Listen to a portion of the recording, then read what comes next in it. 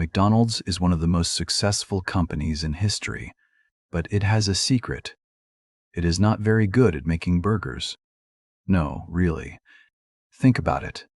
You can make a better burger at home. Most small restaurants can make a better burger too. And yet, McDonald's has over 40,000 locations around the world. It makes billions of dollars every year. It is in almost every country on earth. So how? How does a company that does not make the best burger become one of the most powerful businesses in history? The answer has nothing to do with food. It has nothing to do with the special sauce, nothing to do with the golden arches, nothing to do with the Happy Meal toys. The answer is underneath your feet. It is the land, the ground, the soil beneath every single McDonald's restaurant in the world. This is the story of how McDonald's built an empire, not on burgers, but on real estate. Let us begin. To understand this story, we need to go back to 1954, back to a man named Ray Kroc. Ray Kroc was not young. He was 52 years old. He had spent his whole life selling things, paper cups, milkshake machines. He was tired. He was not rich, but he kept going. One day, he heard about a small burger restaurant in California. The owners were two brothers, Richard and Maurice McDonald. Their restaurant was simple. The menu was small, but the line outside the door was long, very long. Ray Kroc drove out to see it for himself. He stood in the parking lot in the warm California sun and watched. He watched people walk in. He watched them walk out quickly, food in hand. Everything was fast. Everything was the same every time. No waiting, no mistakes. He thought, this can work everywhere. Ray Kroc made a deal with the McDonald brothers. He would open more restaurants. He would grow the name. And so he did. 1 restaurant, then 10, then 100. But the money was slow. The business was hard. And Ray Kroc was nearly broke. Then one day, his financial advisor said something that changed everything. He said, "Ray, you are not in the burger business. You are in the real estate business." Ray Kroc stopped. He listened. The idea was simple. Every new restaurant needed land. If McDonald's bought that land and then rented it to the people running the restaurants, the money would never stop coming. Burgers could fail. But land always had value. Ray Kroc understood immediately. And everything changed. If you enjoy stories like this one, please subscribe to Calm English Journeys. It helps us make more stories for you. We are so happy you are here. So how did it work? Let us think about it step by step. Imagine you want to open a McDonald's restaurant. You have some money. You have the energy. You believe in the idea. So you contact McDonald's and say, I want to be a franchisee. I want to run one of your restaurants. McDonald's says, good, we will help you. But here is the part most people do not know. McDonald's goes out and finds the land. They choose the location. They study the street, the traffic, the number of people walking by each day. They're very careful, very precise. Then they buy that land themselves, or sign a long lease on it. Then they come back to you and say, we will rent this location to you. You pay McDonald's every month, not just a percentage of your sales, but rent, real rent. For the ground your restaurant sits on, you build the restaurant. You hire the staff, you buy the ingredients, you do the work every single day. The smell of frying oil in the morning, the sound of the drive-through speaker, the long lunch rush, all of that is yours to manage. But the land belongs to McDonald's. This system is called a franchise model, but McDonald's version is different from most. Most franchise companies just sell you the right to use their name. McDonald's sells you the name and then becomes your landlord too.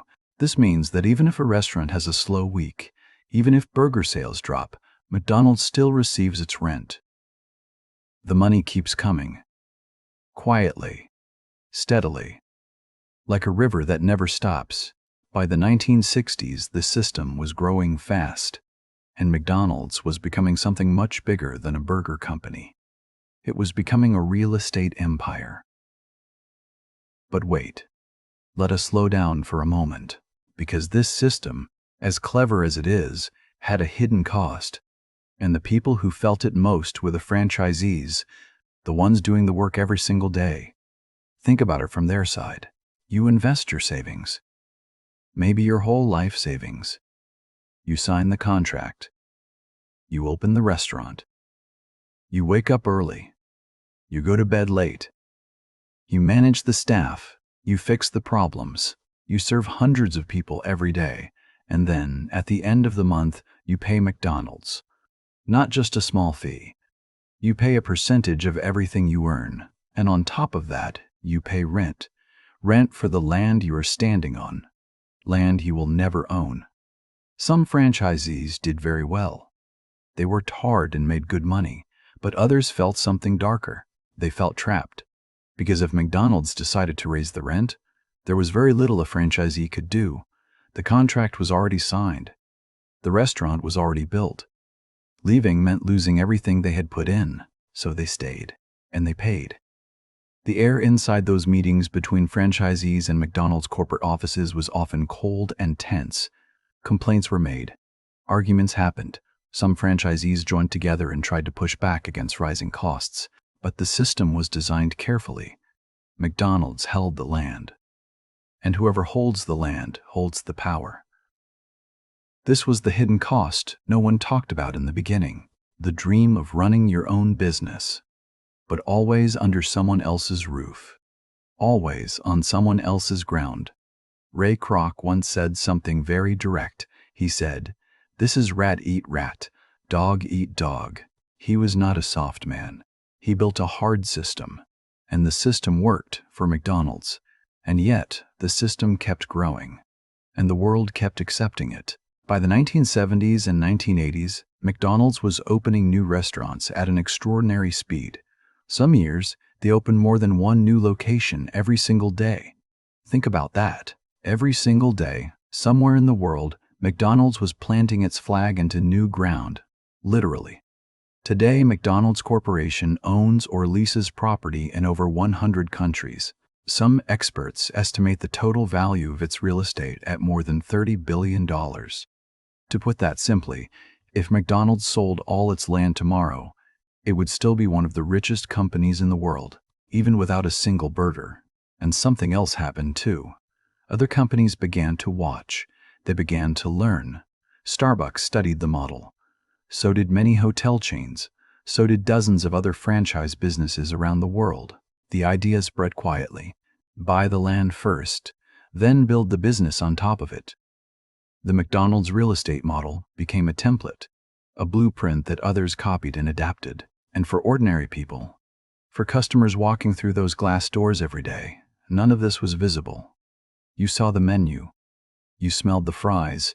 You heard the familiar sounds of a busy kitchen. The transaction felt simple. You paid a few dollars. You got your food. You left. But underneath that simple moment, a vast and invisible system was at work. Rents being collected, leases being renewed, land values rising slowly and steadily year after year. The golden arches were always about more than food. They were a signal, a marker planted in the ground, a quiet message that said, "This land is ours." So, what do we do with this story? We do not need to judge it. We do not need to decide if it was right or wrong. But we can sit with it for a moment, quietly. Think about the last time you walked past McDonald's. Maybe you did not go in. Maybe you just glanced at it from the street. The bright sign, the familiar colors, the building sitting solidly on its corner, like it has always been there, like it always will be. That feeling, that sense of permanence was not an accident. Ray Kroc did not just build restaurants. He built certainty. He found the one thing that does not move, does not expire, does not go out of fashion: land. And he made it the foundation of everything. There is something quietly interesting about that. We live in a world that changes very fast. Products come and go. Trends rise and disappear. Companies that seemed powerful one day are forgotten the next. But the ground stays. And perhaps that is the oldest truth in business, perhaps in life too. Whatever you build, it is only as strong as what it stands on. McDonald's understood this before almost anyone else did. The burger was never the point. The burger was just the reason people walked through the door. What waited underneath, patient, silent, permanent, was something else entirely. One small piece of ground, multiplied 40,000 times, across 100 countries, across decades. That is how you build an empire, not with the best product, but with the best foundation. Before you go, I have a question for you. Leave a comment below and tell me, did you know about this before today? Or did this story surprise you? I read every single comment, and I would love to hear your thoughts. And that is our story for today, my friends. I hope you enjoyed it. I hope it helped you learn something new. Keep listening, keep growing, and I will see you again very soon in our next story. Take care, my friends. Goodbye.